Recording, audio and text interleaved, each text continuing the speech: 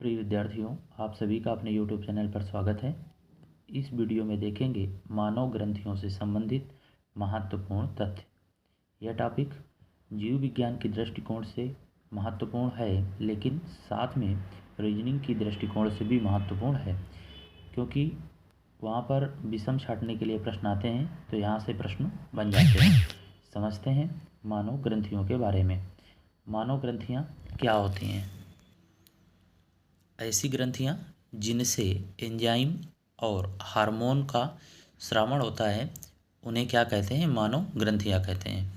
मानव ग्रंथियों को 3 भागों में बांटते हैं: बहिस्रावी, एक्सोक्राइन, अंतःस्रावी, एंडोक्राइन, मिश्रित ग्रंथि, मिक्स्ड ग्लैंड्स।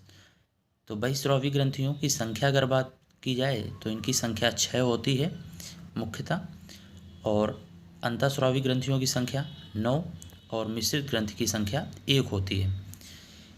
अब समझते हैं बहिस्रावी ग्रंथियाँ क्या होती हैं। बहिस्रावी ग्रंथियों के द्वारा एंजाइम स्रावित होता है। याद रखेंगे, एंजाइम स्रावित होता है किसके द्वारा? बहिस्रावी ग्रंथियों के द्वारा। नीचे लिखा हुआ है नलिका, और जो एंजाइम स्रावित होता है, तो यहाँ पर बहिस्रावी ग्रंथियों में नलिका होती है, जिसे इंग्लिश में डक्ट कहते हैं। क्यों होती है, इसका क्या कारण होता है? ताकि जो एंजाइम होता है वो रक्त के संपर्क में ना आ सके। तो यहाँ से आपको तथ्य मिल चुका है कि एंजाइम स्रावित होता है बहिस्रावी ग्रंथियों से, और नलिकाओं के सहारे आप कह सकते हैं नलिका में स्रावित होता है, ताकि रक्त के संपर्क में जो एंजाइम स्रावित होते हैं वो ना आ सकें। तो यहाँ पर लिखा हुआ नलिका डक्ट होती है, यहाँ पर रक्त के संपर्क में एंजाइम नहीं आता है। बात करते हैं अंतःस्रावी ग्रंथियों की। तो बहिस्रावी में एंजाइम स्रावित हो रहा था, यहाँ पर हार्मोन्स स्रावित होते हैं। हार्मोन स्रावित होते हैं, और यहाँ पर जो नलिका नहीं होती हैं और ये रक्त के संपर्क में होते हैं। हार्मोन्स किसके संपर्क में होते हैं? रक्त के संपर्क में होते हैं। मिश्रित ग्रंथि में क्या होता है? एंजाइम और हार्मोन्स दोनों ही स्रावित होते हैं, और इसका एक उदाहरण है, एकमात्र मिश्रित ग्रंथि है अग्नाशय, जिसे इंग्लिश में पेनक्रियाज कहते हैं। अब समझते हैं कौन कौन सी बहिस्रावी ग्रंथियाँ होती हैं। यहाँ से प्रश्न पूछे जाते हैं, बहुत ही महत्वपूर्ण है। आपको एक बात बता दें कैसे पहचानेंगे, जिसमें आप कह सकते हैं कि जो ग्रंथियाँ होती हैं, जैसे लार ग्रंथि है, आप लार में देखते होंगे कि लार में जो ब्लड रक्त के संपर्क में अगर होता तो लार में ब्लड आता, तो आप देखते हैं लार में कहीं ब्लड नहीं होता है। श्वेत ग्रंथि से क्या होता है? पसीना आता है, पसीना का उत्सर्जन होता है। तो जो श्वेत ग्रंथि पसीना होता है, तो आप देखते होंगे पसीना में भी कहीं ब्लड नहीं आता है। तो आपकी परिभाषा तो आपको समझ में आ रही होगी कि रक्त के संपर्क में एंजाइम नहीं होते। तो श्वेत ग्रंथि से पसीना स्रावित होता है।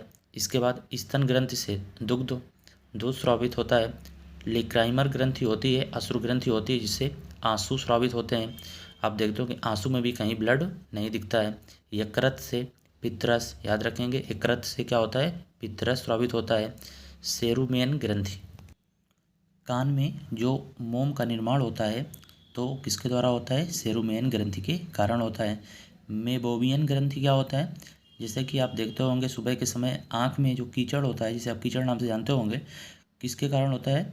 तो मेबोवियन ग्रंथि के कारण होता है। इसके बाद सेबकस ग्रंथि, सेबकस ग्रंथि का क्या कारण होता है?